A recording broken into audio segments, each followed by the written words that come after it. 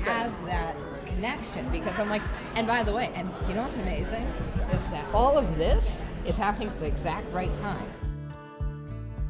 The College Autism Network is a group of people who are all focused on the same goal, which is to increase the awareness around autism-specific programs and to allow for connection and collaboration between community partners. The College Autism Network is a place for people who don't necessarily have their own group, their own crew, their own tribe at home or at their home institutions.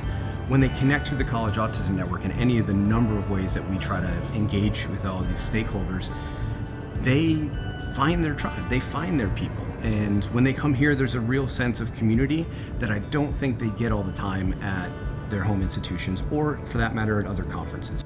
The College Autism Network seeks to bring together practitioners, program leaders, researchers, self-advocates in the higher education space and have these discussions about how we improve education for neurodiverse folk in that space. The purpose of CAN is to give autistic and neurodivergent students their best chance at being successful in an academic or higher education setting. What's so absolutely pivotal to us is that we create greater autism acceptance across college campuses nationwide and really all around the world.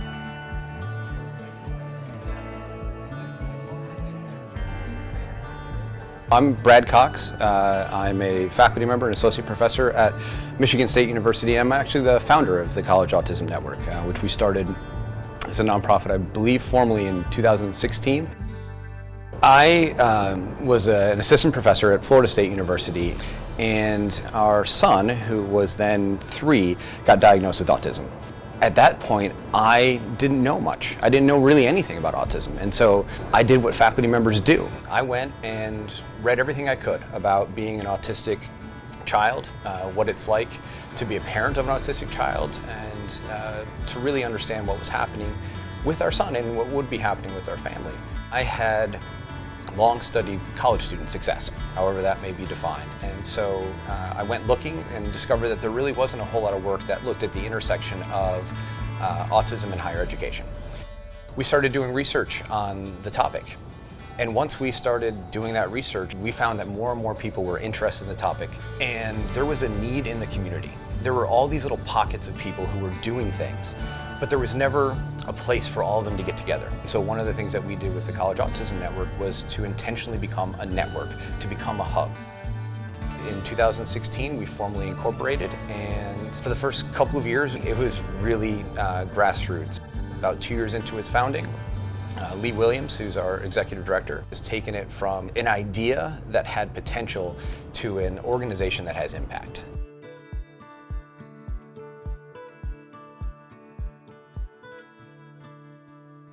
My name is Lee Burdett Williams, and I am the executive director of the College Autism Network, and I am the coordinator of this College Autism Summit.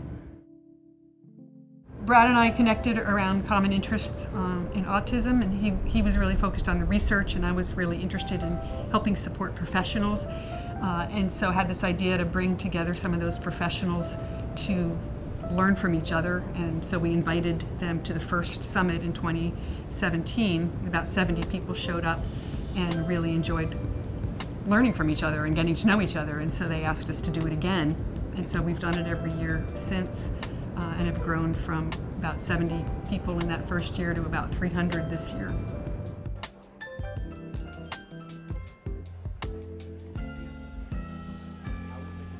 What's wonderful about College Autism Summit is that it feels like a homecoming. So many of us have been here year after year and start to get to know one another. Many folks developing partnerships and friendships as a result of having this annual space. But in concert with that, we also have a number of newcomers and folks who have heard about College Autism Network and the Summit through their colleagues, through different campus partners. So what's really very rewarding for us, kind of being on the front lines and having been part of this for so long, is to see how we continue to build that burgeoning community over time. This is really a great opportunity for people to meet, especially face-to-face, and just have those conversations, to learn from one another, and to just, know that they're not alone in that space. A lot of the programs and the initiatives come from these kinds of spontaneous collaboration examples, which you just don't get online, right? It's very hard to replicate that online. You know, you run into someone in the hallway, oh, I haven't seen you in a year, let's chat about what you're doing. That's how you get that organic process of collaboration. It turns out that when you get all these different people together, ideas spawn that we would never have thought of if it was in our isolated little pockets. And that's one of the things that I'm really proud of here at the College Autism Network is events like this with the College Autism Summit. We're bringing together people who don't get together any other time or any other place than here.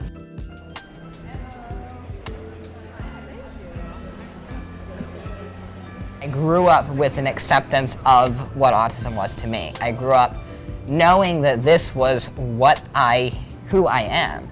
It's never been something that I have, which is why I'm autistic and not a person with autism. At the heart of what we do is a belief that our priority should not be changing the individual to adapt to the environment, but changing the environment to better support the individual. And I think that's a lot of what our work is at the summit, is helping these professionals go back to their campuses and improve the environment so that autistic people can be successful.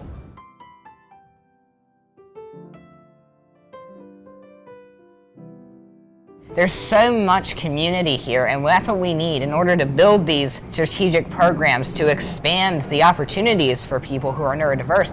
We have to have that community in as many places as we can get it, and it has to be very accessible to everyone. Since our brains function differently to neurotypical individuals, finding a community that shares the same humor, the same interests, the same stuff, it almost feels like it's a home away from home. And it forms an even greater impact to out-of-state students like me, because when you can only visit your family during long official breaks, finding a community that shares your same interests helps promote a much more positive outlook on your life. Learning takes place best in the context of community, and one of the conditions that is ideal for learning is a relaxed atmosphere.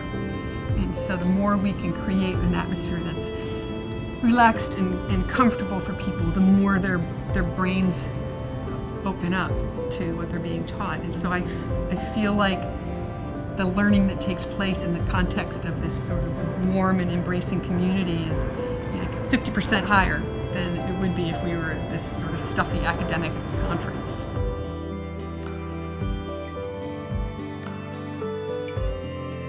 When you get people together in a room and they realize how much they have in common, those connections, those relationships get built and they last. And it's those relationships that become collaborations, new ideas, and new programs that are going to push our field forward.